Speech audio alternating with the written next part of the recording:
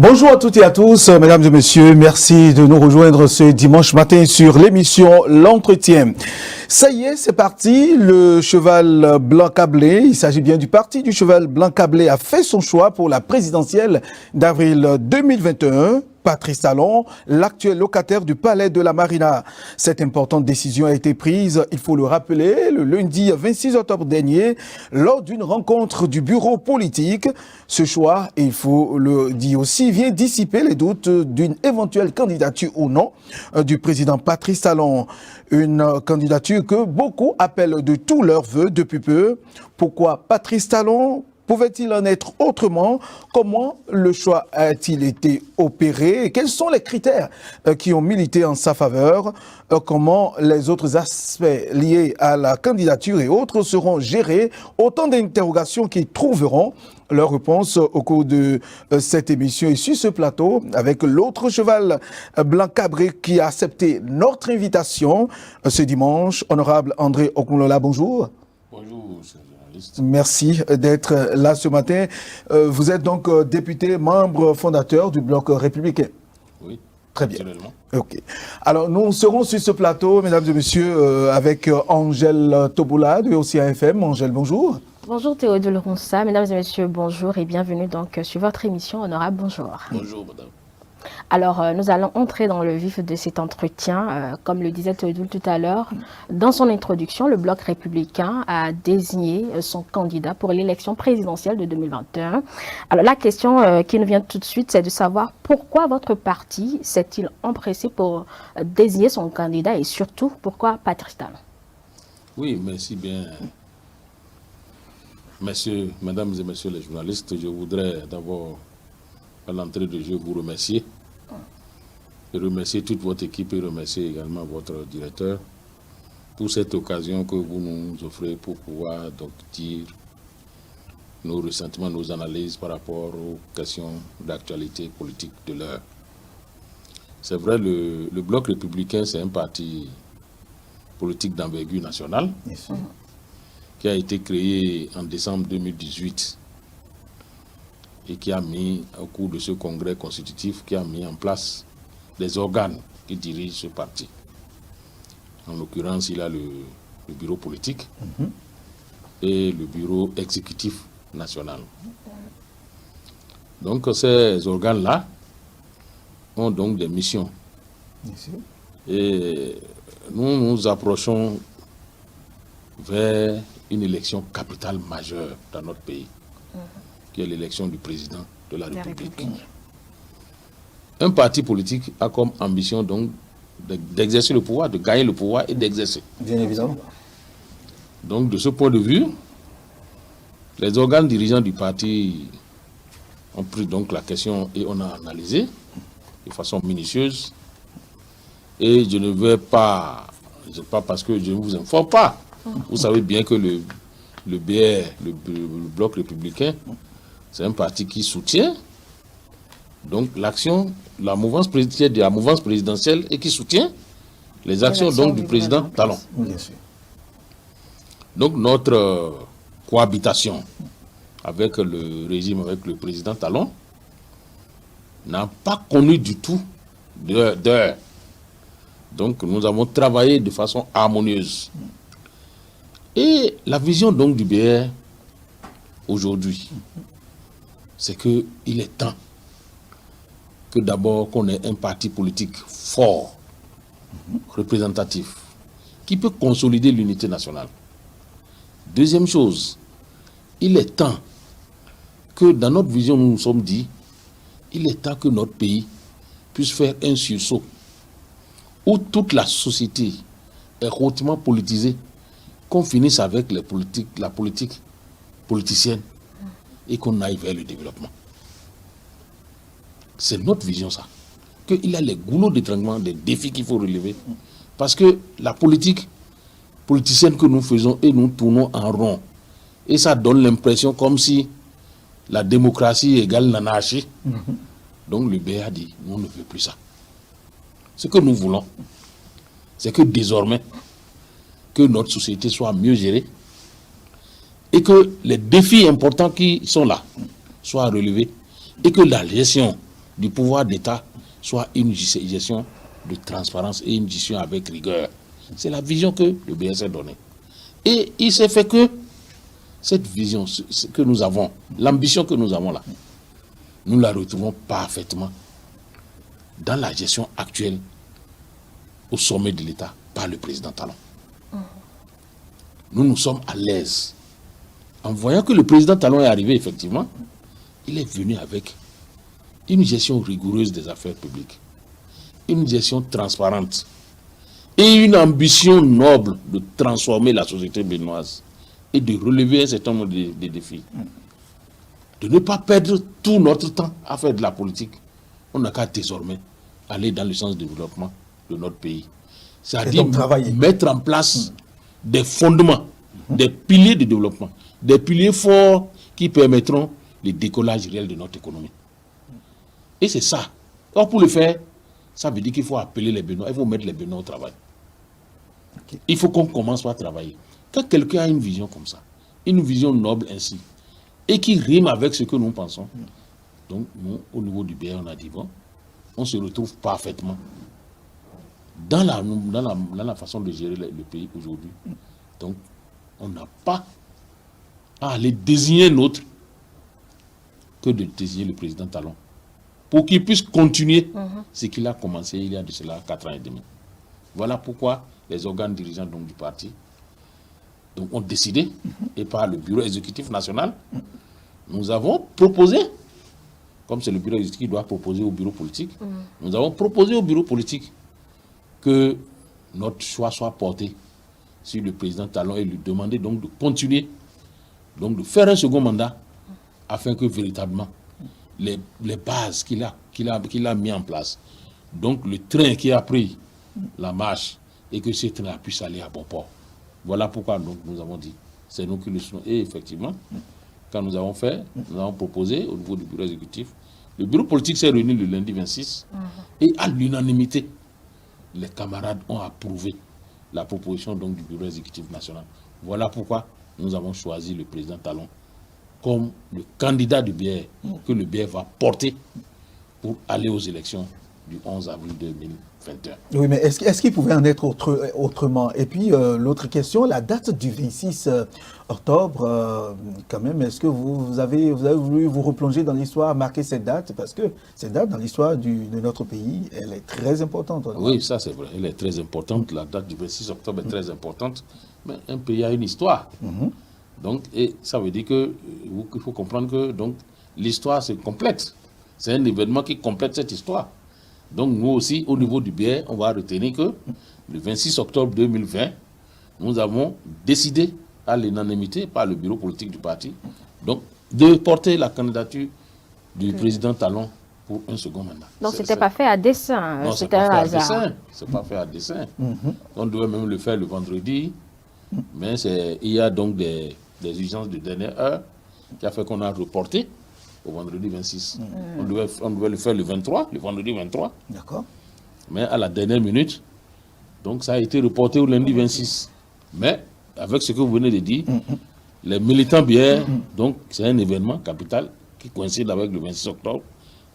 C'est une date qu'on ne peut pas oublier aussi au niveau de notre parti, parce que c'est ce jour-là que l'organe dirigeant du parti, qui est le bureau politique, a décidé donc de choisir le président Patrice Talon comme son candidat aux élections de 2021. Oui, honorable, à vous suivre, est-ce qu'il pouvait en être autrement?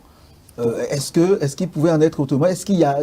Pourquoi l'unique choix du président Patrice Talon? C'est-à-dire autour de vous, au sein du parti, vous n'avez pas trouvé d'autre? Est-ce que vous n'avez pas entendu ce que j'ai dit tout à l'heure? J'ai dit que l'ambition du parti, quand vous prenez donc ce que nous avons comme programme, cette fois-ci-là, nous nous sommes dit, quand vous prenez le BR et vous faites un peu de recul par rapport donc, à la situation politique de notre pays il y a de cela quelques années, c'est les ténors des partis politiques, des présidents des partis politiques, des arrondissements, des partis politiques, donc qui n'ont aucune envergure nationale. C'est des gens qui avaient d'expérience donc, dans la gestion politique du pays, donc qui se sont réunis et qui ont formé un bloc. Est-ce qu'on voit? Donc nous avons déjà pratiqué un certain nombre d'années et nous avons compris qu'aujourd'hui, là, il faudrait arrêter cette manière de faire la politique dans notre pays et axer faire nos actions vers le développement. Il faut que désormais, que le développement soit la priorité des actions politiques que nous devons faire. Alors, la question de mon confrère, c'était de savoir, parce qu'on savait déjà plutôt que vous êtes de la mouvance présidentielle. Oui. Donc, évidemment, le choix, en fait, était évident. Donc, pourquoi peut-être n'avoir pas attendu que l'intéressé se prononce officiellement sur sa candidature pour porter cette candidature, puisqu'on sait que vous êtes de la mouvance présidentielle? Non, ce que vous ne savez pas, c'est que même la déclaration officielle donc, du président Talon ne doit pas précéder nous de le porter. Pourquoi? Il faut quand même qu'il puisse d'abord compter sur des partis politiques d'envergure comme nous. Et on a déjà discuté avec lui. Justement, on a déjà discuté avec lui. Il y avait eu des réunions. C'était clair dans vos têtes, oui, dans la tête. On a déjà discuté avec lui. Mais vous savez bien, quand on dit quand on dit le bloc républicain, c'est un parti d'envergure nationale qui a des militants. Pourquoi? Qui ça dérange si le bureau politique se réunit immédiatement et informe ses militants que préparez-vous pour la bataille qui vient. Donc nous avons décidé de porter le président Patrice Talon. Mais ce n'était pas vos militants en réalité, c'est un bureau qui s'est réuni, élargi aux députés, maires, ministres, etc. Mais les militants à la base n'étaient pas à la réunion. Non, s'il vous plaît madame, nous avons notre règlement intérieur au niveau du parti. Nous avons les procédures, les mécanismes pour désigner un candidat à l'élection présidentielle. C'est ce que nous avons comme règle dans notre parti. Donc c'est le bureau politique qui se prononce d'abord. Oui. Et après, il aura le Conseil national qui va statuer. Donc c'est tout un mécanisme. Peut-être qu'avant qu'on ne finisse ça maintenant, on sera vers décembre. Donc pourquoi vous dites que c'est tôt? Ce n'est pas tôt. Puisqu'il faut, après donc le bureau politique, que le Conseil national puisse se prononcer. Et après, peut-être un congrès extraordinaire pour investir. Donc ça va prendre du temps. Oui. Ça va prendre un peu de temps. Mais la deuxième chose que je voudrais vous dire, c'est que les militants sont en attente de savoir qu'est-ce que l'organe central du parti décide. L'attente était longue c'est clair, parce que je ne sais pas si vous savez bien que c'est vrai, l'élection c'est le 11 avril 2021, mais le dépôt de candidature, c'est 50 jours avant. Le premier jour de campagne. Donc ça veut dire que d'ici janvier, tout sera bouclé. Le dépôt de candidature, tout serait fini. Nous sommes au dernier trimestre de 2020. Donc je ne sais pas pourquoi vous dites que c'est tôt. Rien n'est tôt là. C'est l'organe qui doit se prononcer au niveau du BSC, prononcer. Et les militants attendaient ça. Et dès qu'ils ont entendu ça, maintenant, ça veut dire que tout le monde sait maintenant où est-ce qu'on va. Il nous revient maintenant au niveau donc, du parti de s'organiser de façon interne afin donc de se préparer pour mouiller les maillots de 2021. C'est ça. Ce qui est clair, c'est que pour être président de la République, il y a des conditions. Mais il n'est pas dit dans les conditions là que vous devez être nécessairement membre d'un parti politique. Ce n'est pas dit comme ça. Il faut d'abord être béninois, ou bien si vous n'êtes pas béninois et que vous avez acquis la nationalité, il faut que ça fasse 10 ans. Donc vous devez être parrainé, vous devez être de bonne moralité, vous devez être en forme. C'est tout ce qui est dit, mais nulle part, ce n'est dit que pour être candidat à l'élection du président de la République, il faut être membre d'un parti politique. Ce n'est pas dit. Mais l'autre équation, honorable Kounola, l'autre équation à résoudre, c'est la question du vice-président. C'est vrai, le candidat, il est connu, c'est clair. Maintenant, le débat actuellement, c'est la désignation du vice-président. Est-ce que le choix, il est laissé au candidat ou bien vous aurez votre mot à dire lors de la désignation du colistier de Patrice Talon? Merci bien, madame. Je crois que si aujourd'hui, le bloc républicain a porté son choix sur le président Patrice Talon, il reviendra que le bloc républicain avec le président Patrice Talon vont s'asseoir pour en débattre et discuter et sortir le colistier. Donc il n'y a pas de problème là. Quel est le problème? Le problème, c'est que quand la Constitution a été révisée et qu'il y a eu cet apport du couple présidentiel, du dieu présidentiel, il n'y a pas de modalités qui ont été définies pour qu'on ait une idée claire du processus. Là, on ne sait vraiment pas comment ça va se passer. Vous disiez tout à l'heure que vous allez vous asseoir avec le chef de l'État, mais vous n'êtes pas unique parti. Il y a d'autres partis de la mouvance qui soutiennent aussi le chef de l'État. Donc, est-ce à dire que le chef de l'État va s'asseoir avec tous ces partis-là pour discuter de la question du vice-président ou comment ça va se passer? Oui, mais il y a quelque chose que je ne vous comprends pas. Que le bloc républicain dit que nous choisissons le président Patrice Talon. Que l'UDBN dise que nous choisissons le président Patrice Talon. Que Mouel dit ça. Mais il revient au président de la République de discuter avec les différents groupes politiques. Ça là, c'est clair, non? Il doit le faire. Il doit discuter avec les différents groupes politiques. Maintenant, par rapport au choix donc, du vice-président, c'est là, colistier, mais je suis convaincu que le président le connaissant, et respectant les autres, il va en discuter avec nous, ça là c'est clair. On va en discuter, ça là c'est clair. Donc, le BN n'aurait voulu pas qu'il dise que le vice-président soit issu de votre parti, par exemple autour de vous, il y a quand même des poids lourds qui peuvent occuper ce poste de vice-président de colistier. Pourquoi vous pensez que de l'autre côté aussi, il n'y a pas des gens de poids lourds qui peuvent occuper? Oui, puisque nous sommes avec vous, vous êtes avec nous. La question vous est posée. Non, moi je vous réponds déjà, c'est pour vous dire que moi, je ne peux pas anticiper. Notre choix n'est pas conditionné par le fait qu'il faut nécessairement qu'on choisisse le vice-président de notre camp.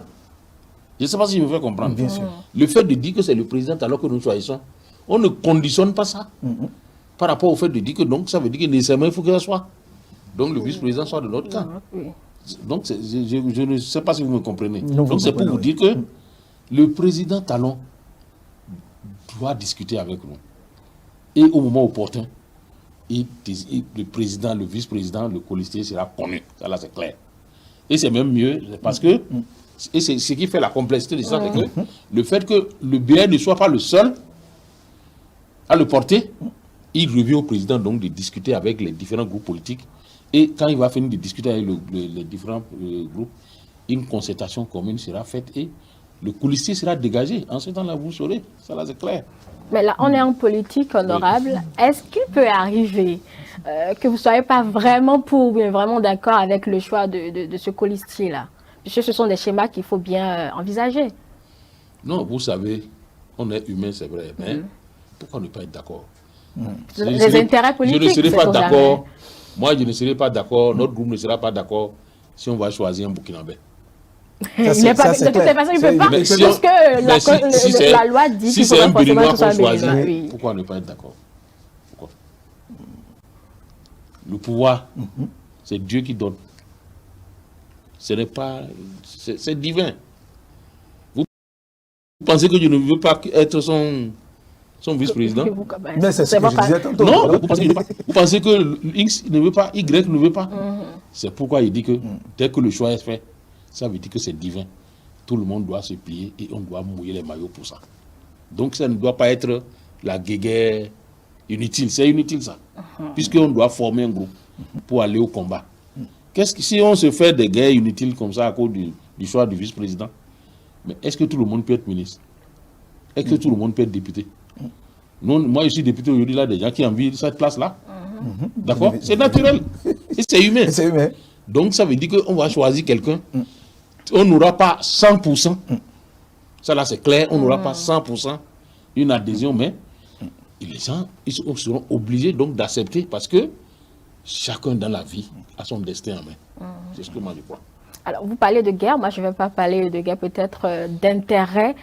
Pour éviter peut-être toute cette tension ou tous ces problèmes-là, d'où ma question précédente, pourquoi on va simplement pas encadrer la désignation du vice-président quand vous procédez à la révision de la Constitution? Peut-être des modalités claires, hein, rien d'extra, mais définir pour qu'on ait aussi, nous, peut-être journalistes, nous, populations, nous, citoyens, nous, électeurs, un œil sur ce qui va se passer. Non, le problème, il faut quand même dire quelque chose que vous devez comprendre. Le problème du vice-président est venu comment? Voilà. Le problème du vice-président n'est pas venu en l'air. Le problème du vice-président est venu parce que il faut finir de continuer à faire les élections chaque année. Évidemment. Il faut cesser d'utiliser l'argent des contribuables à faire des élections uniquement. faut penser au développement. Notre constitution avant n'avait pas prévu pourquoi. Ça veut dire qu'on n'a pas prévu que si par exemple le président est dans l'incapacité donc de diriger, il faut attendre 92 jours et refaire encore les élections. Et c'est de l'argent qu'on va mettre. Mais l'ancienne constitution prévoyait le président de l'Assemblée nationale. C'est pour 90 jours. Aussi. Et après, on fait les élections avec des milliards encore. Est-ce que vous voyez? Oh, maintenant, pourquoi on a prévu le vice-président? C'est pour ne pas arrêter le mandat. C'est pour ne pas mettre une fin au mandat. Et dès que le président n'est pas capable, son vice-président va continuer le mandat. Et l'argent qu'on doit utiliser pour faire les élections, parce qu'il est parti peut-être un mois ou bien 2 mois après, il a décidé de se retirer, cet argent-là, ça peut servir à faire des routes, ça peut servir à faire des écoles, ça peut servir à nourrir les enfants. Puisque un petit pays comme le nôtre, chaque année on met des milliards dans les élections. Il faut qu'on finisse avec. Absolument. Donc c'est pourquoi on a pensé qu'il faut mettre un colistier qui sera là et qui va jouer le rôle tampon d'abord. Qu'est-ce qu'il va faire le vice-président? Le vice-président sera là comme le chef de la chancelier de l'ordre national. Et si il arrivait que le président soit incapable, il est décédé, ou bien c'est lui-même qui se retire, il va continuer le mandat. Donc voilà le rôle du président. Et deuxième chose, c'est qu'il faut reconnaître qu'aujourd'hui, si on n'a pas mis dans la loi les conditions claires, les modalités donc du choix c'est parce que c'est le colistier donc du président. Donc le président qui est choisi, qui est le titulaire là, oui. Il doit être en mesure de pouvoir désigner son colistier avec qui il a confiance, il est à l'aise. C'est ça le problème. Donc je ne vois pas pourquoi vous voulez qu'on mette des conditions pour que demain, que ce soit une concurrence interne qui ne dit pas son nom. Non, mais ça ne peut pas être une concurrence si les modalités ont été définies, les attributs définis, etc. Non, le problème c'est ceci. Oui. Le problème de ceci, c'est que aujourd'hui, si c'est fait comme si, de la façon donc c'est mieux là, c'est fait comme si, donc le président a la possibilité donc de désigner son colistier. Et donc ça c'est un duo. Ça c'est un duo, est-ce que vous voyez? Donc si c'est un duo, ça veut dire que la confiance doit être totale entre les deux. Donc c'est le problème. Et puis à part ce rôle que vous avez confié, qui est confié donc au vice-président, la chancellerie, est-ce que ce n'est pas... On a comme l'impression que, bon, il faut lui confier quelque chose, c'est pas aussi consistant et lui permettant d'avoir la main libre de bouger, d'agir en concertation. En dehors de ça, le président peut lui confier un certain nombre de tâches. La loi prévoit ça. Le président peut confier à son colistier, dès qu'il est élu, peut lui confier donc des missions importantes, s'il veut. C'est pas interdit. Est-ce que ça ne fait pas conflit d'attribution avec peut-être le ministre des Affaires étrangères, le ministre d'État qui chargé des plans, qui font le déplacement, qui sont aussi présents aux côtés du président de la République? Le chef de l'État, quand vous dites ça là, le chef de l'État peut nommer le ministre des Affaires étrangères et nommer dans son cabinet un conseiller spécial chargé des Affaires étrangères qui va lui interdire ça. Personne, mais... Vous comprenez ce que je dis? Oui, bien sûr. Donc ça veut dire que le chef de l'État, lui, en tant que le président de la République, il est habilité donc à partager le pouvoir, puisque c'est une délégation de pouvoir. Mais ça fait des dépenses pour l'État, honorable. C'est tout comme si le vice-président, lui, il est là. Il attend que le président veuille bien lui confier certaines tâches. Et puis avant qu'il les exécute, il est là, il attend peut-être entre griffes. Je ne veux pas être croque-mort, que peut-être le président décède avant de prendre le pouvoir. Il n'a vraiment pas de pouvoir, en fait, le vice-président. Il attend que le pouvoir lui vienne pour pouvoir l'exercer. Comment il n'a pas de pouvoir? Et la grande il n'est ni membre du gouvernement. Non, la grande chancellerie là. C'est pas quelqu'un qui doit occuper ça? La chancellerie, nous avons actuellement une chancelière. Est-ce que c'est pas quelqu'un qui doit occuper ça? Oui, forcément. Hein? On n'a pas dit que celui qui doit occuper ça doit mourir avant. On a dit ça dans la loi. Qu'est-ce que la grande chancellerie fait, honorable? Non, qu'est-ce qu'elle fait? Oui. La décoration, vous ne savez pas ce que l'important de la décoration dans un pays? Absolument, reconnaître les mérites d'un homme, c'est important. C'est très important dans une nation. Et c'est ça que vous appelez, vous banalisez comme ça? Non, je ne banalise pas. Le président, il est sur tous les fronts. Oui. Il travaille pour l'État. Oui. On connaît la tâche du président, oui. mais le vice-président, l'article 54, alinéa 1er, quand on lit les attributions de ce vice-président, on a comme l'impression que c'est un monsieur qui est là, et il ne fait pratiquement rien en fait. Et c'est comme de l'argent pour notre pays.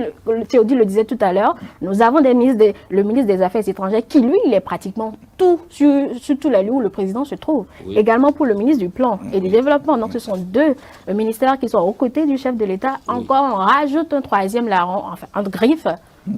Ça fait de l'argent. Moi, je ne vous comprends pas. Je ne vous comprends pas. Pourquoi vous parlez de c'est l'argent? Quel argent? Celui qui est chancelier aujourd'hui, là, ne gagne pas de l'argent. Le vice-président, quand il va jouer ce rôle-là, il doit gagner de l'argent, non? Quel est le problème que vous posez? Moi, je ne comprends pas le problème que vous posez. Le problème que vous posez, ça n'a pas de sens maintenant, à mon avis. Parce que le vice-président qui est élu, mais vous ne voyez pas. Donc, ça veut dire que vous ne percevez pas. C'est parce que ça ne se passe pas encore que vous ne percevez pas. Qu'on dise aujourd'hui qu'on a fini d'élire un président 2 mois après, qu'il soit incapable de gérer, de gouverner. De toute façon, si vous prévoyez qu'il soit incapable. Oui, non, et puis ça peut arriver. Ça peut arriver, oui. Ça peut arriver. Mais au cas où ça n'arrive pas. Dans la peau de la population, des questions qui se posent aussi de journalistes. Puisque nous avons la chance d'avoir un élu du peuple avec nous. Et c'est pour ça qu'on a anticipé. Pour que demain, si on a cette situation-là, ça, c'est les grandes nations, c'est ça. C'est-à-dire quand vous réfléchissez pour anticiper. Très bien. Pour que demain, quand on est face à ça, qu'on trouve la solution. Est-ce que vous ne pensez pas que c'est mieux qu'on ait aujourd'hui quelqu'un, même s'il ne fait rien, qu'il attende et que si la situation arrive, qu'on puisse le placer en même temps qu'il prête serment, au lieu que donc de ressortir encore 14-15 milliards pour dire qu'on va élire quelqu'un d'autre. C'est pas mieux? Qu'est-ce qu'on perd dans ça? Très bien. Non, je vous pose la question, qu'est-ce qu'on perd? Au contraire, on gagne de l'argent. En mettant ça dedans, on gagne de l'argent. Vous ne voyez pas qu'on gagne de l'argent? Non. Alors, on gagne de l'argent parce que si, par exemple, le cas là arrive, en mettant ça dedans, on gagne de l'argent. Vous ne voyez pas qu'on gagne de l'argent? Non. Alors, on gagne de l'argent parce que si, par exemple, le cas là arrivait... Oui, c'est le 6, donc c'est une condition. On ne sait pas si ça va arriver. On est toujours dans le conditionnel. Oui, alors qu'aujourd'hui, l'argent, on n'a pas créé le poste de vice-président qu'on a créé là. Oui. On a dit qu'il va devenir, il va devenir le patron de la chancellerie de l'ordre national, d'accord? Mais ça là n'existait pas. La chancellerie existait, non? Oui. Bien sûr. Bon, ça veut dire qu'est-ce qui est neuf là? Qu'est-ce qui est nouveau? Il y en a de nouveau là? Oui, on aura ça veut dire que c'est une continuité, il y en a de nouveau, madame. Très bien. Vous voyez quelque chose de nouveau? Merci. Oui, il y a quelque chose de nouveau. Qu'est-ce qu'il y a de nouveau? Dites-moi ce qu'il y a de nouveau. C'est peut-être pas le même portefeuille, donc le même salaire, entre griffes. Mais vous connaissez déjà le salaire de celui qui est là d'abord. Nous allons évoluer dans le débat, honorable André Koulola. Oui, parler aujourd'hui du parrainage. L'autre question aussi qui fait couler beaucoup d'encre et de salive, le Bloc républicain. Normal, le parrainage est toujours contesté par certaines classes politiques. Nous avons la chance d'avoir un législateur, un élu du peuple avec nous, mais pourquoi ça fait jaser comme ça? Non, vous savez, il faut qu'on puisse vous dire d'abord d'où on vient et pourquoi le parrainage. C'est ça là qu'il faut qu'on explique au peuple d'abord. Très bien. Le parrainage n'a pas deux relais. Le parrainage, c'est pour filtrer les candidatures fantaisistes. D'accord, très bien. Et pourquoi ça? C'est dans le même esprit qu'il faut cesser de divertir l'argent du peuple du contribuable béninois dans les élections pour des choses inutiles. Je m'explique. Les élections de 2016, on avait près de 34 candidats pour un pays de 11 millions. Ces 34 candidats, dès qu'ils déposent leur candidature, ils sont à la charge de l'État. Et c'est de l'argent, l'argent de tous là. C'est ça qu'on utilise pour ça.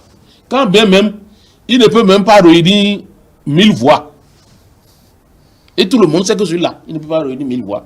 Mais comme il est déjà candidat, il est déjà à la charge du contribuable béninois. Ce qui fait que nos élections, l'argent gonfle. On dépasse des milliards, on dépense des milliards. Comment faut-il faire pour réduire le nombre de candidatures? Il y a une année, ils étaient 50 pour 11 millions d'habitants. Regardez le Nigeria à côté là. On a dit, bon, il faut mettre le parrainage.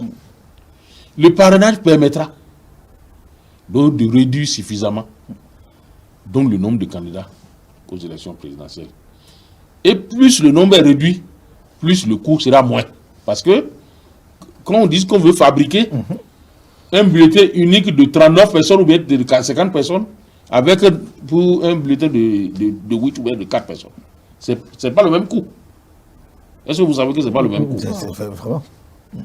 Donc, et c'est ça pourquoi le parrainage est là. C'est pour réduire, c'est pour trier, c'est pour qu'on ait plus de candidatures fantaisistes. Mais il y a plusieurs modes. Nous avons choisi aujourd'hui que les élus parrainent les candidats aux élections présidentielles. C'est-à-dire le corps des députés et des maires qui font 160. Et qui émanent du peuple. Qui émanent du peuple. C'est le peuple qui les a désignés. Absolument. Donc à travers ceux-là, puisque le député élu le député là, il a la mission de représentation. Bien sûr. Il représente un peuple. Regardez, je vous donne un exemple. À l'Assemblée nationale, quand le gouvernement va passer de l'argent, il dit bon, je vais dans tel pays ami, je vais passer de l'argent pour le peuple béninois, qu'on va payer en 50 ans. Un régime, celui qui allait passer là, il a que 10 ans à faire là. Il passe ça au nom du peuple béninois.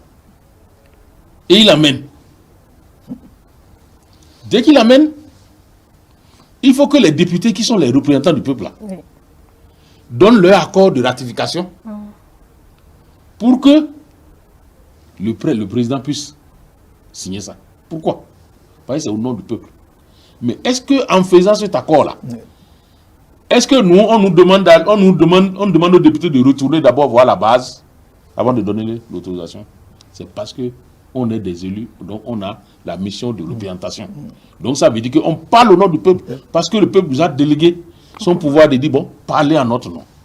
Donc je ne vois pas ce qui n'est pas juste qu'on dise, bon, au nom du peuple, un élu peut parrainer.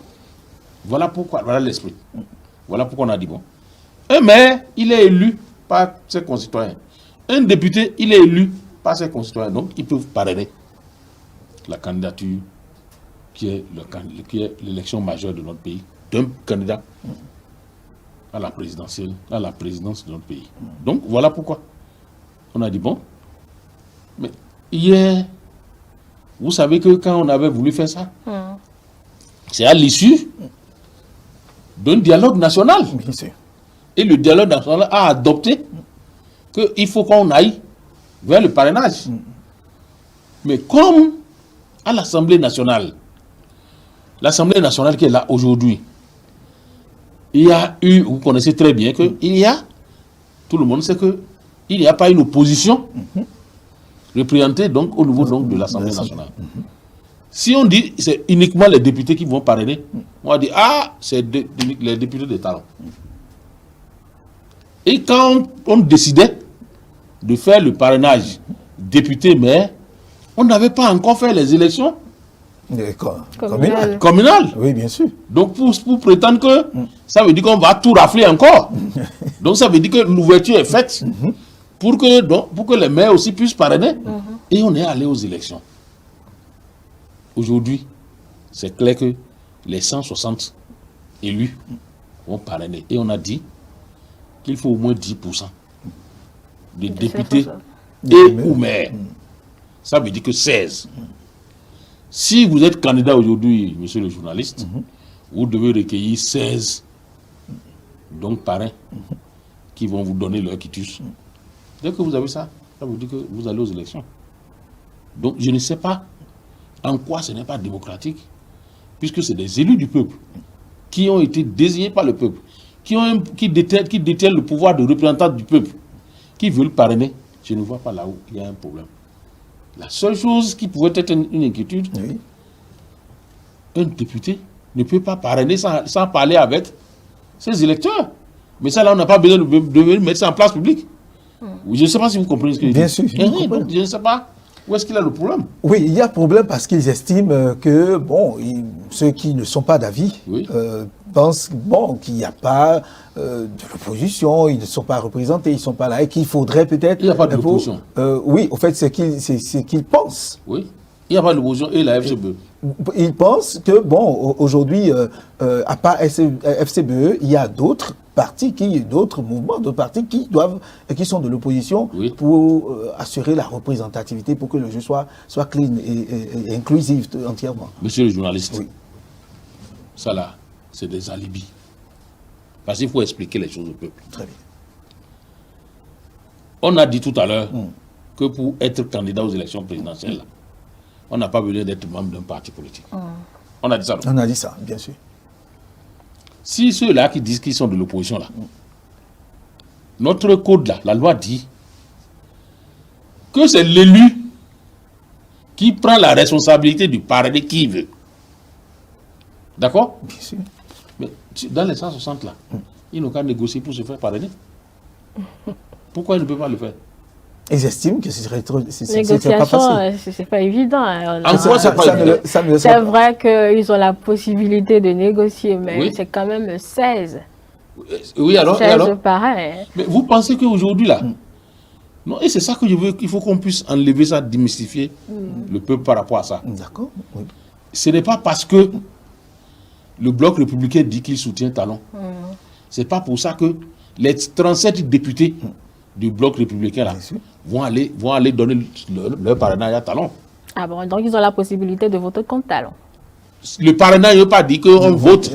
Non, enfin de choisir ou bien choisir accompagner, parrainer, donc... Oui, moi par exemple, là où je suis... Contraire à la décision du parti. Non, le parti ne va pas dire... Le parti a dit que lui choisit le candidat Talon, avec son programme, qui sied avec nous. Moi, par exemple, vous êtes mon ami. Ou bien je prends un candidat, je prends le Oundété, Eric, qu'il dise aujourd'hui que lui est candidat. Il vient me présenter. Il vient me voir parce que je suis élu. Il dit, bon, moi je veux que tu me parraines. Je regarde, je dis, ah, mon cher ami Eric, tu sais, je suis prêt pour que véritablement que la démocratie s'exprime, la diversité s'exprime chez nous. Tu as besoin de mon parrainage pour que ce que tu dis, qui est un programme bien là, pour que le peuple puisse voir et te choisir si c'est possible. Moi, je te donne mon parrainage. Mais je ne suis pas d'accord avec ton programme de société.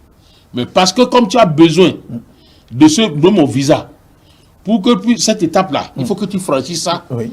Avant donc d'avoir l'habilité, donc la possibilité de te présenter devant le peuple, je te donne ça parce que il faut diversifier la candidature. Nous, on est dans l'objectif que il faut... Est-ce que vous pensez que c'est bon aujourd'hui qu'on dise le seul candidat au Bénin, c'est Patrice Talon et on va aux élections? C'est crédible ça? On va vous poser la question tout à l'heure. Donc, C'est si crédible, je vous résume, honorable, c'est que vos maires, députés peuvent aller au-delà ou peuvent aller contre la volonté du parti de parrainer Patrice Talon. C'est quand vous dites que contre la volonté du parti, je ne suis pas Non, mais d'accord. quand je dis contre, c'est décider de ne pas. Voilà. Non, ce n'est pas décider de ne pas. Et c'est pourquoi je veux que vous compreniez la nuance. Le parti a décidé de soutenir ces différents donc de parrainer. C'est la nuance que vous ne faites pas ça. Le parrainage, c'est un acte républicain d'un élu pour permettre qu'il y ait de diversifier la candidature. Je peux ne pas être d'accord avec votre programme et vous parrainer. Mais si la majorité des Béninois, puisque vous avez besoin de ça, pour que les Béninois puissent apprécier, si avec ça, pourquoi moi je dois vous bloquer? Si je sais déjà que avec donc les 37 députés, il faut 16 pour parrainer Patrice Talon. Oui. Pourquoi on doit aller donner les 37 à Patrice Talon alors qu'il y a d'autres qui peuvent alors aussi faire face au peuple? Pourquoi? Pourquoi on doit prendre les 37 et alors donner au président Talon alors qu'il y a d'autres qui en veulent pour aller aux élections? Moi, je ne trouve pas ça normal. On ne peut pas faire comme ça. Si effectivement, on est démocrate, on veut que l'expression démocratique, que le peuple ait la possibilité de choisir, on ne peut pas aller concentrer tout le parrainage là et donner ça à Patrice Talon et laisser les autres. C'est pas possible. Oui, un certain Eric Koundété, je ne le connaissais pas d'aujourd'hui. Très bien. Il a été parlementaire aussi. Oui, il a été parlementaire, on avait près de 10 ans ensemble. Oui. Donc je ne peux pas dire aujourd'hui, parce que donc on n'est pas dans le même groupe, que si aujourd'hui Eric est prêt et il me voit, et je vois que donc ce qu'il propose là, il veut aller, coûte que coûte, aller présenter ça au peuple, même si je ne suis pas convaincu de ce qu'il me montre, je peux lui donner mon parrainage. Pour qu'il aille, pour qu'il ait la possibilité donc de montrer ça au peuple, son programme d'action. Et si le peuple le choisit, il devient le président de la République, tant mieux. Okay. Donc si M. Eric Koundété vient voir l'honorable André Okunlola et qu'il vous convainc de son projet de société, vous pouvez le parrainer lui. Oui, ce n'est même pas me convaincre. Ah, il faudra que vous soyez convaincu. Non, même propre, ça dit, non, je sais, je comprends, je vous dis quoi. Ça dit, c'est pour vous dire quoi? C'est pour vous dire que, et je veux qu'on comprenne une fois de bon, que ce n'est pas parce que le BR a choisi donc le président Patrice Talon, que le BR va prendre le parrainage de ces 37 députés et des maires et donner à Patrice Talon. Non, c'est pas comme ça le parrainage. La loi ne dit pas ça. La loi ne dit pas que c'est le parti qui doit indiquer donc à un élu celui qu'il doit parrainer. La loi dit que l'élu doit parrainer le candidat à l'élection présidentielle. C'est ce que la loi dit. Certains estiment que c'est le parti. Bon, on ne va pas entrer dans ce débat, mais ce qu'on craint le plus, c'est peut-être le représailles. Certains craignent peut-être des représailles de ne pas aller dans le même sens que la vision du parti. Vous pensez qu'on ne va pas faire une discussion interne au niveau du parti? On ne va pas se lever et faire la discussion au niveau du parti. Nous avons, au niveau de notre parti, nous faisons une discussion large. Et ce que je vous dis là, ça doit être partagé par tout le monde. L'esprit, on doit avoir l'esprit de pouvoir faire de notre pays un pays démocratique. Très bien. Un pays où il y a l'expression que le peuple ait la possibilité de choisir entre plusieurs candidats. Si on a cet objectif noble-là, qui n'est qu'un objectif démocratique, pourquoi le parti peut aller contre ça? C'est la question que je vous pose. Le parti ne peut pas aller contre ça. Très bien. Alors, honorable, et pourquoi expliquez-nous l'aspect anonymat du parrainage qui est aujourd'hui là? Est-ce que c'est pour mettre en confiance ceux qui vont parrainer l'opposition ou quoi? Mais l'anonymat, les populations veulent comprendre. Pourquoi avoir choisi cette option? Ce n'est pas moi qui ai choisi. Et vous allez demander ça à la Sénat. La loi ne dit pas l'anonymat. Mais la loi ne dit pas non plus le public. Donc la loi ne dit pas l'anonymat, la loi ne dit pas le public, oui. Donc c'est la Sénat qui a mis ça là. Dans le truc là. Moi je ne vois pas. Pourquoi? Ça doit être transparent ça. Moi quel est le problème? Je suis un élu, je veux parrainer quelqu'un, mais on doit cacher ça. C'est les gens qui m'ont. Je reprends des gens, non? Moi je vous rassure que avant que je ne parraine quelqu'un là, moi, je vais aller dire à mes électeurs, voilà, j'ai décidé de parrainer telle personne. Quel anonymat? Moi, je vais dire ça à mes électeurs. Ça, là, c'est clair. Mais moi, je crois que cette affaire d'anonymat-là, ça règle notre problème.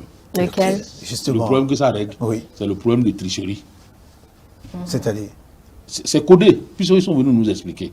C'est-à-dire qu'ils ont codé pour qu'il n'y ait pas, que les gens ne fabriquent pas. Est-ce que vous voyez?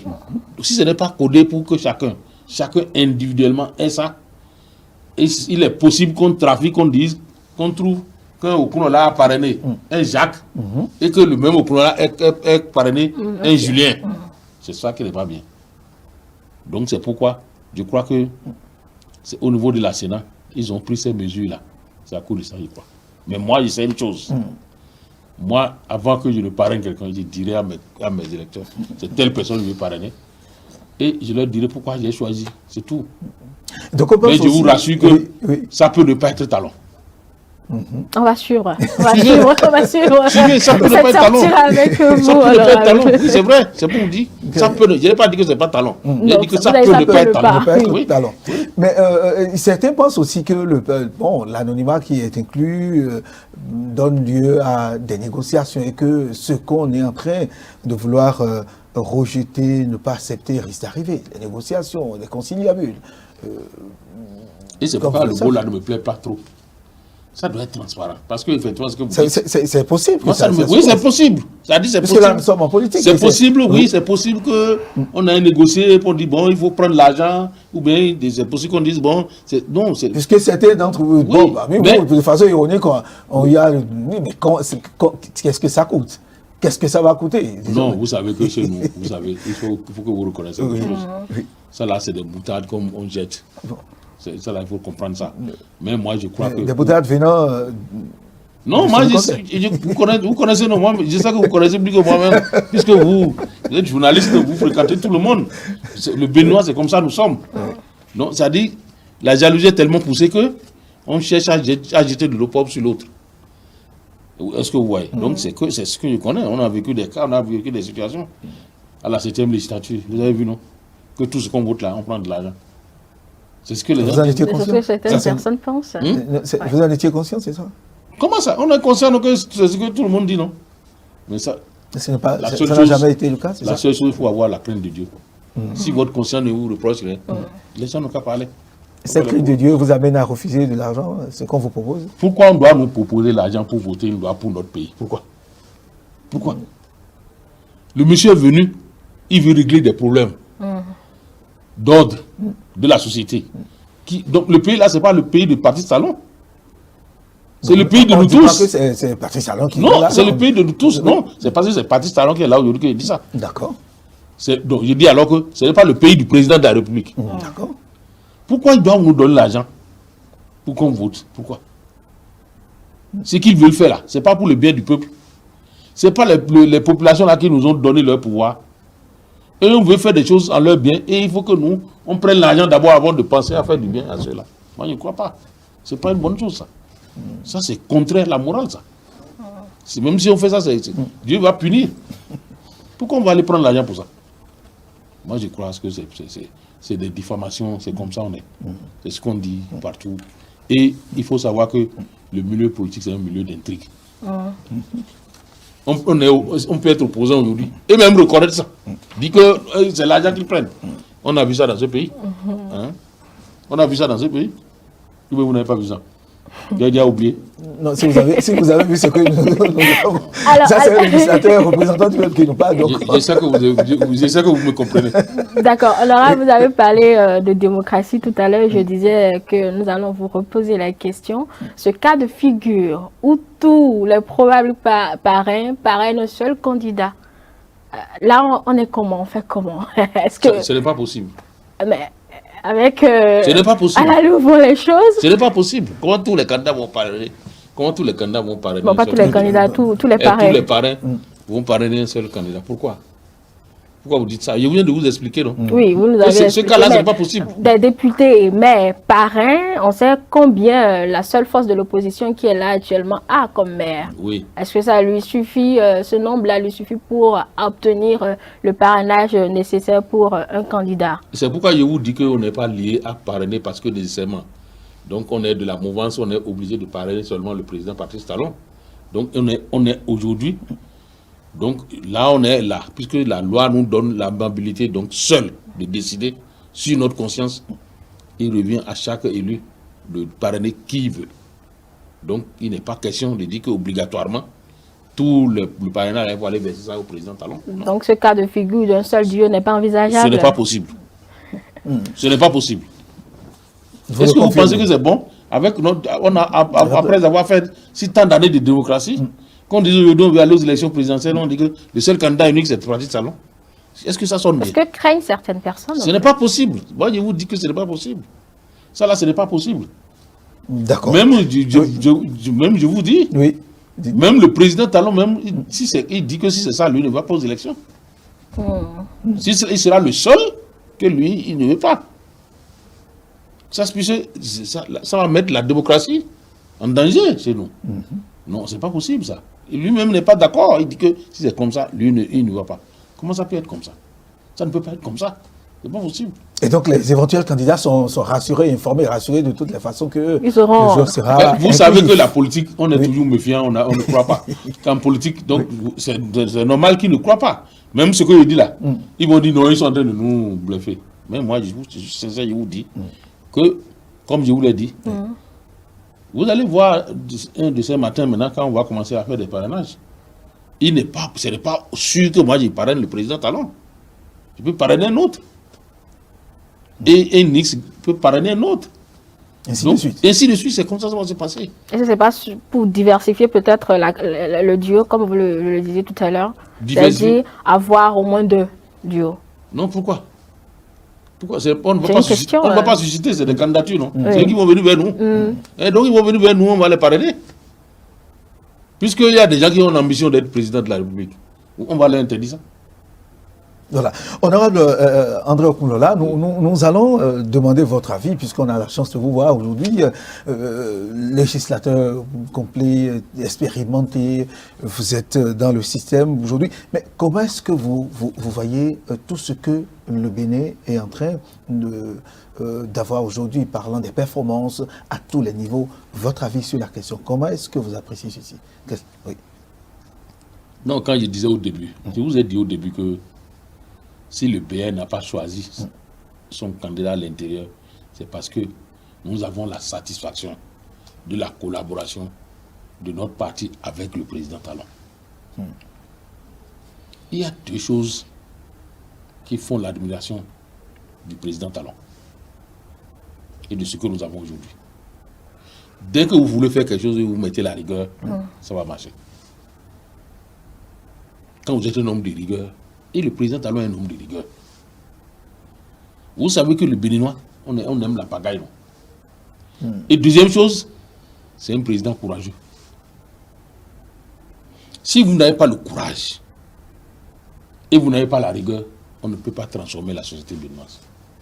Et on a besoin de transformer ce pays pour des générations qui viennent.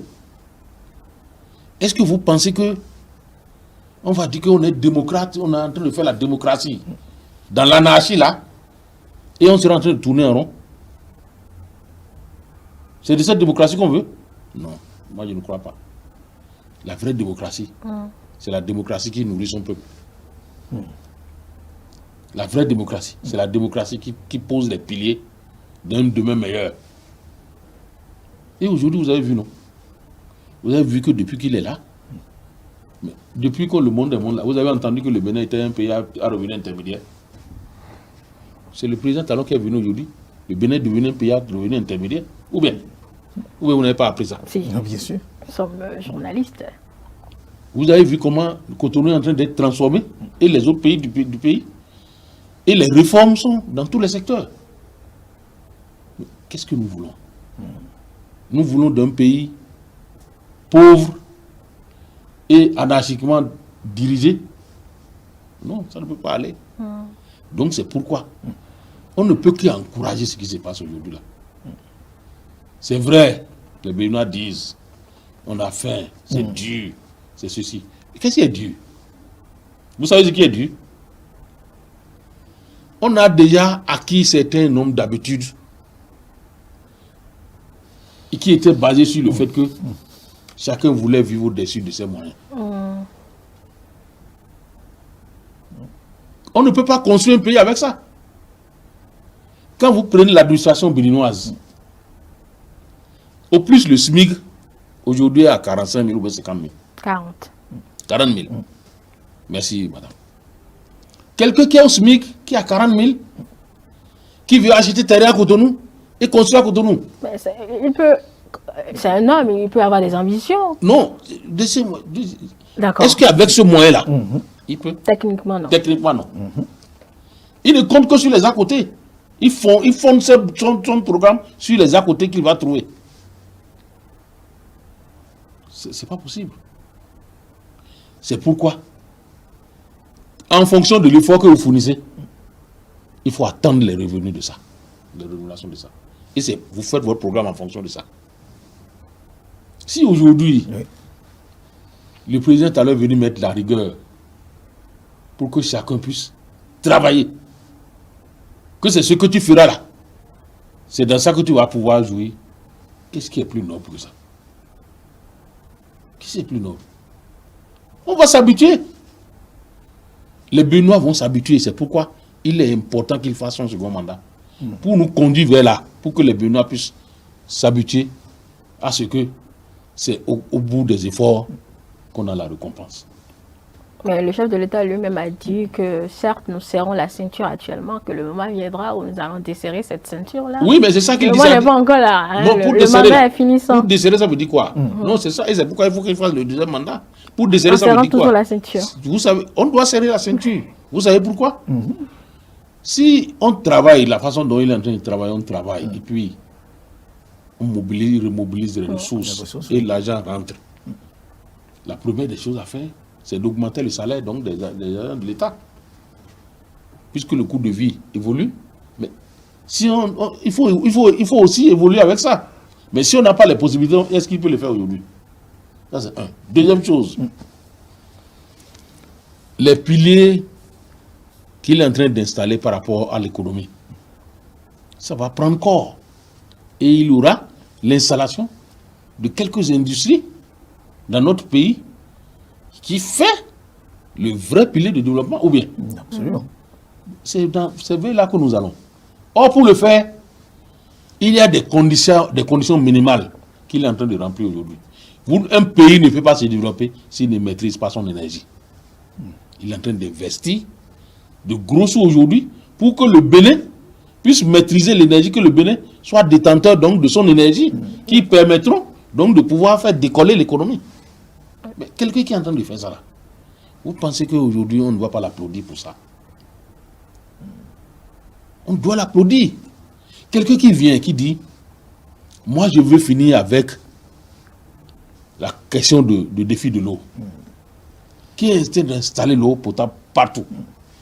Quand vous prenez aujourd'hui les collines, chez moi, mais c'est la pluie, la bannière avec l'eau. Mais aujourd'hui, vous avez l'eau. Mais aujourd'hui, on a l'eau. Vos populations, vos parents boivent de l'eau. Ils boivent de l'eau propre parce que, qu'est-ce qu'il a fait? Oui. Géologiquement, on a des problèmes, des difficultés sous la terre pour pouvoir avoir de l'eau. Mais le président Talon est venu, il a dit non, qu'est-ce que vous faites comme ça là? Emprisonnons l'eau de surface et puis donnez ça aux populations. Puisque pendant la pluie là, l'eau là, personne ne s'occupe de ça. Prenons quelque part et on emprisonne. Il a mis 50 milliards. Pour qu'aujourd'hui... Le projet d'urgence. Oui, c'est le projet d'urgence, 50 milliards.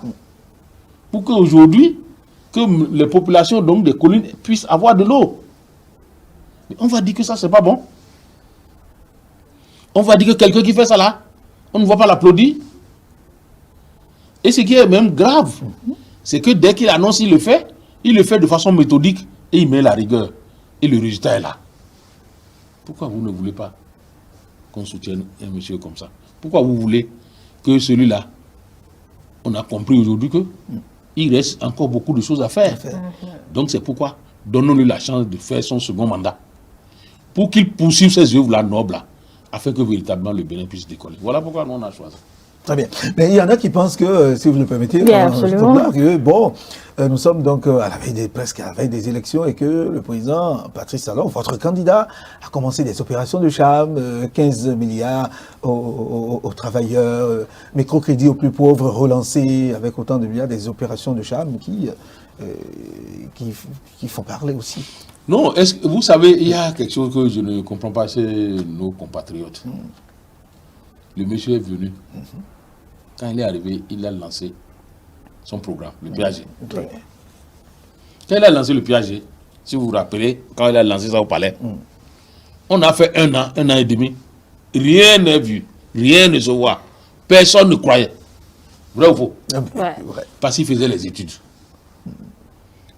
Il prenait les cabinets, les gens faisaient les études. C'est pourquoi je dis que le monsieur est méthodique.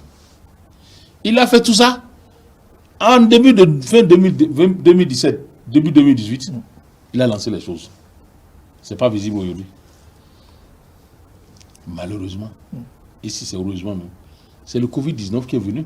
Il freinait beaucoup de choses. Freiner beaucoup de choses. Si ce n'est pas le Covid-19, ce n'est pas aujourd'hui que le président Talon va donner 15 milliards. Il faut même le féliciter. Parce qu'aujourd'hui, avec Covid-19, pouvoir payer 15 milliards,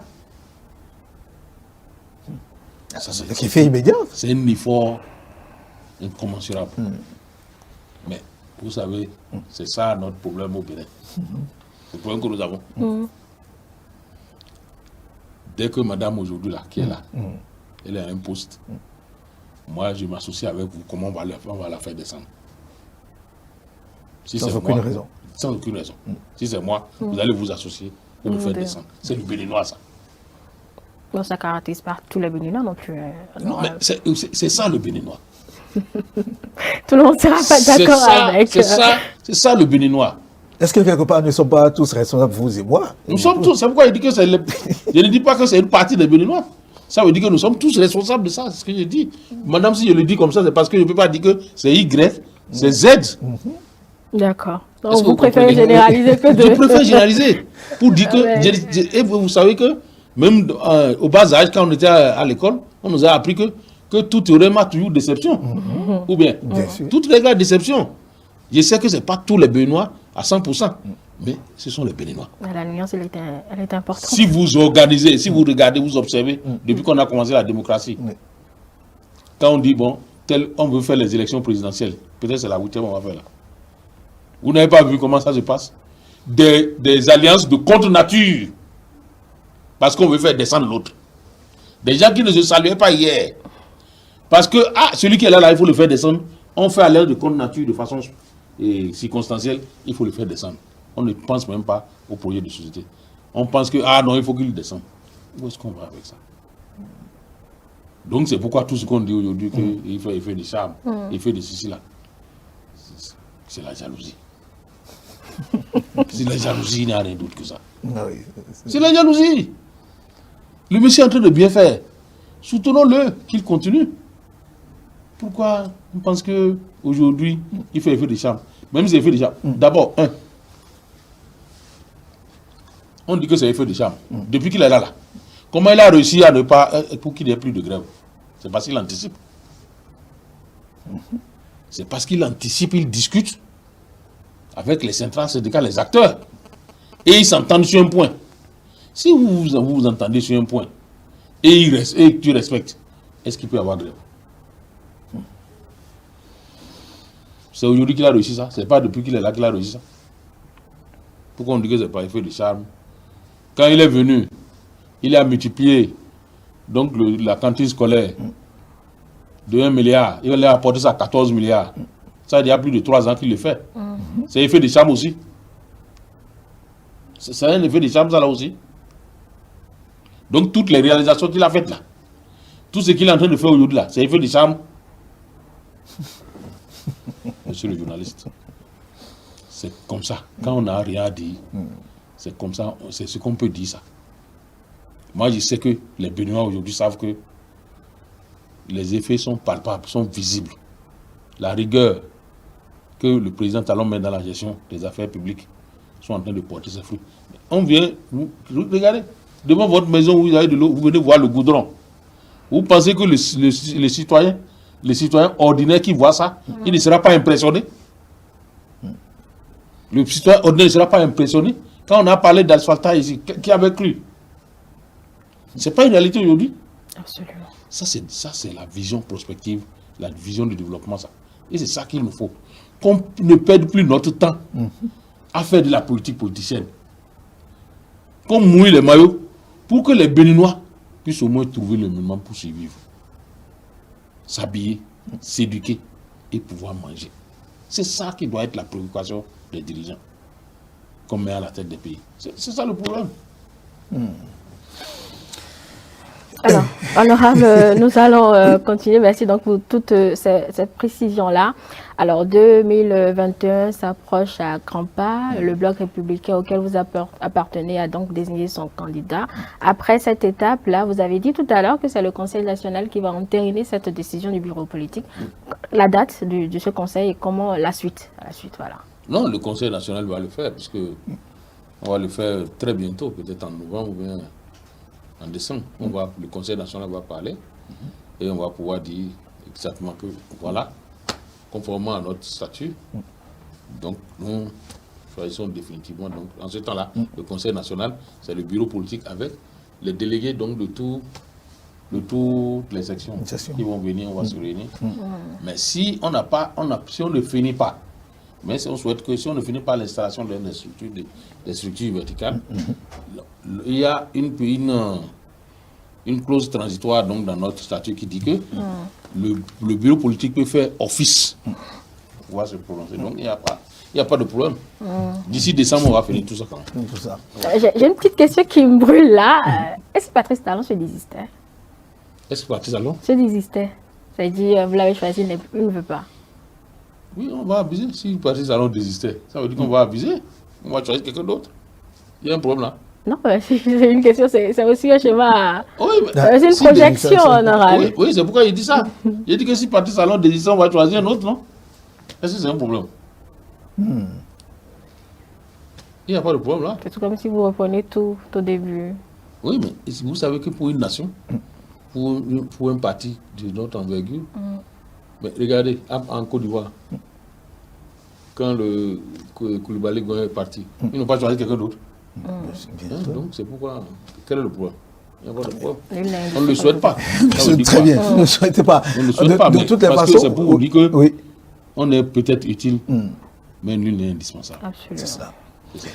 Vous avez fait le choix du président Patrice Talon. Oui. Vous aurez désormais à descendre sur le terrain, travailler à la base. Comment est-ce que le Bloc républicain entend faire ce travail? Non pas pour nous dévoiler votre stratégie, mais c'est du travail que vous avez à faire parce que vous ne serez pas seul. Chacun aura à faire preuve de son poids sur le terrain aux côtés du candidat Patrice Talon pour se faire valoir.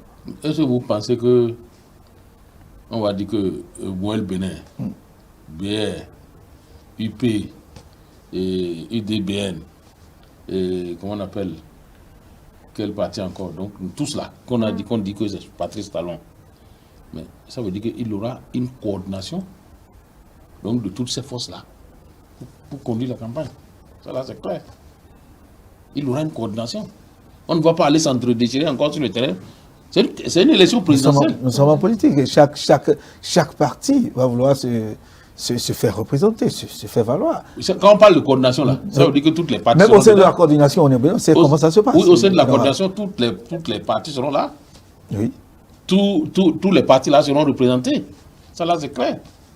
Et on va s'asseoir et on va sortir le schéma. Mais moi, je ne serai pas d'accord qu'on dise que vous allez à part, d'autres à part. Non, c'est pas bon si on fait comme ça. Vous allez vous éparpiller. On va s'éparpiller, c'est pas bon. On va faire une coordination digne de ce nom et sur la supervision donc, du candidat. Et ça va aller comme une lettre à la poste. On ne peut pas aller pour une élection présidentielle. Je prends le cas donc de chez moi, la 10e.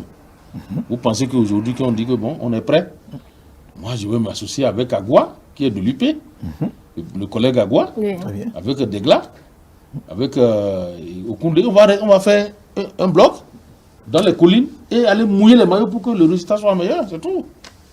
En quoi c'est difficile ça? C'est pas difficile ça, mon frère. Puisque nous voulons reconduire Talon. Donc, nous avons la même ambition. Donc, de façon circonstancielle, on a le même objectif. Donc, on va travailler ensemble pour atteindre cet objectif-là.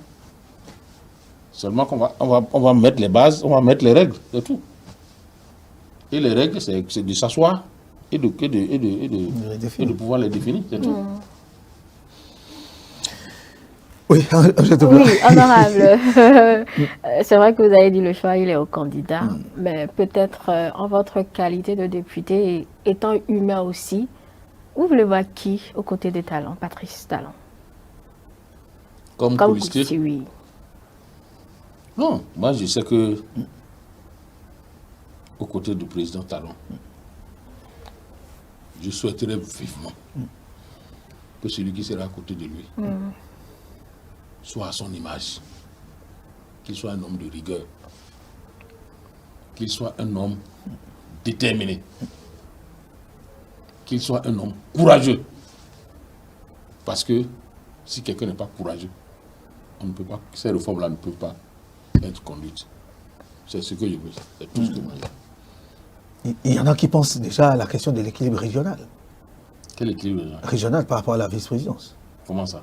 C'est-à-dire, il faut, bon, peut-être, c'est peut-être le souhait de certains, que le vice-président soit de la partie septentrionale du pays. Non, pourquoi on dit ça là? On va gérer ça. C'est-à-dire qu'il ne faut pas mettre dans la tête. C'est quand même une question que beaucoup se posent, parce que l'équilibre régional, ça fait partie aussi des équations politiques qu'il faut régler, dont il faut tenir compte. C'est ce qui a tué ce pays, ça. Vous pensez? C'est ce qui a tué ce pays, c'est ça. C'est ce qui a tué ce pays. Quand on dit, on met les médiocres parce qu'on nécessairement, il faut qu'on mette quelqu'un de là. Il faut mettre les compétents. Il faut mettre les compétents. Si demain, moi, ce que je vous dis là, je n'ai rien contre ça. Ce serait une bonne chose qu'on dise, bon, le président est du Sud, le vice-président est du Septentrion. C'est une bonne chose. Mais que ça ne devienne pas comme si on est obsédé, que c'est obligatoirement ça d'être ça. Je ne sais pas si vous faites la bien. Nous vous comprenons, oui. Donc, si c'est ça, soyez heureux. Si ce n'est pas ça, on s'en va. Il n'y a pas de problème là. Hier, là, quand le président Kérékou avait fini, c'est le président hier qui a pris, non? Pourquoi on n'a pas dit que ça devait venir au Sud? C'est Dieu qui choisit le chef. Dieu va inspirer le président Talon. Et son colistier là sera ce que le peuple veut. C'est tout ce que moi je peux vous dire.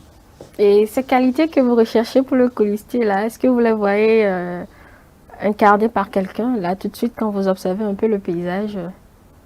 Ça c'est naturel, ça c'est clair. Je vois. Bon, je ne vais pas vous demander un nom, parce que vous risquez de ne pas me donner. Plusieurs noms. Plusieurs noms. Si on me demande, c'est plusieurs. Il y a plusieurs qui incarnent ça là. Dans les deux groupes. Et si vous mettez à les citer peut-être? Non, c'est pas la peine. C'est pas mon rôle de citer ça. Très bien.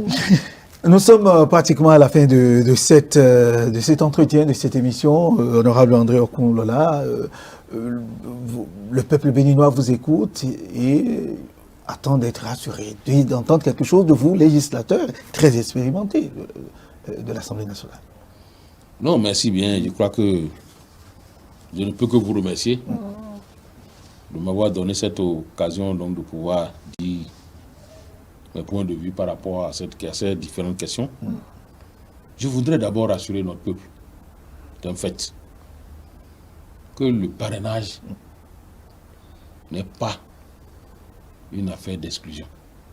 Le parrainage, c'est pour que demain, que quand on ira aux élections là, que ces candidatures fantaisistes là, qu'on n'ait plus ça dans notre pays. Deuxième chose, le Bénin n'est pas le premier pays à mettre en œuvre l'affaire de parrainage. C'est des choses qu'on connaît déjà, même en Afrique. Il y a différentes sortes de modes. Si nous avons choisi chez nous les élus, c'est parce qu'au Bénin, le député a un troisième pouvoir qu'on appelle le pouvoir de représentation. Il représente une partie du peuple. Donc il peut parler au nom de ce peuple-là. Le maire est un élu d'une localité. Il peut parler au nom de sa localité. Donc c'est pourquoi nous avons choisi. Il n'y a pas un choix qui est parfait à 100%. Il n'y a pas. On peut trouver à dire, mais aujourd'hui, nous avons des députés qui sont des représentants du peuple. Nous avons des maires qui sont des élus de leur localité. Ils sont habilités à parrainer un candidat qui veut prendre la destinée de notre pays pour 5 ans. Et ça va permettre que si les 560 que nous avons là, s'ils doivent parrainer, nous avons mis un seuil de 10% pour qu'on n'ait pas plus de 10 candidats aux élections présidentielles. Parce qu'avant, c'est 40, c'est 50, c'est 35. On ne veut plus ça pour une population de 11 millions d'habitants. Parce que tout l'argent qu'on met dans la politique là, tout l'argent qu'on met dans les élections là, cet argent-là peut servir de transformer notre pays, de lever les défis dont souffrent nos populations. Donc voilà, c'est l'esprit qui a fait que on a mis. C'est sûr. Donc je voudrais finir en disant que le bloc républicain a choisi le président Talon parce que la vision du bloc républicain aujourd'hui, l'ambition du bloc républicain, donc le temps donc de cohabitation et de soutien que nous avons apporté au président Talon, toutes les œuvres, tout ce qu'il a pu faire, ça rime avec notre vision. Ça coïncide avec notre vision, qui est désormais là, de penser au développement de notre pays et de ne plus aller dans la politique politicienne. Donc, de ce point de vue, les œuvres magnifiques, gigantesques qu'il a déjà faites pendant les 5 premières années, le BR dit que, bon, comme ça coïncide avec notre vision, nous allons donner l'opportunité au président Talon de continuer de faire son second mandat pour nous emmener effectivement au bon port comme il est en train de le faire. Voilà pourquoi on l'a choisi. Très bien. Merci beaucoup, honorable André Okulola. Vous êtes député, membre du parti Bloc républicain. Avec vous, nous avons bien évidemment parlé du choix de votre parti, le candidat de votre parti, en la personne de Patrice Talon, pour briguer donc un second mandat. Nous avons brossé aussi la question du parrainage, du vice-président, etc. Nous sommes au terme de cette émission. Théodile Ronsa, nous avons fini pour aujourd'hui. Pour aujourd'hui, merci. Donc, nous rappelons aux téléspectateurs que ce dimanche, la politique continue juste après nous. Oui. Vous pouvez suivre le duel puis l'hebdo des éditorialistes et le journal, puis le débrief à la fin. Prenez toujours du plaisir à nous suivre sur l'ensemble.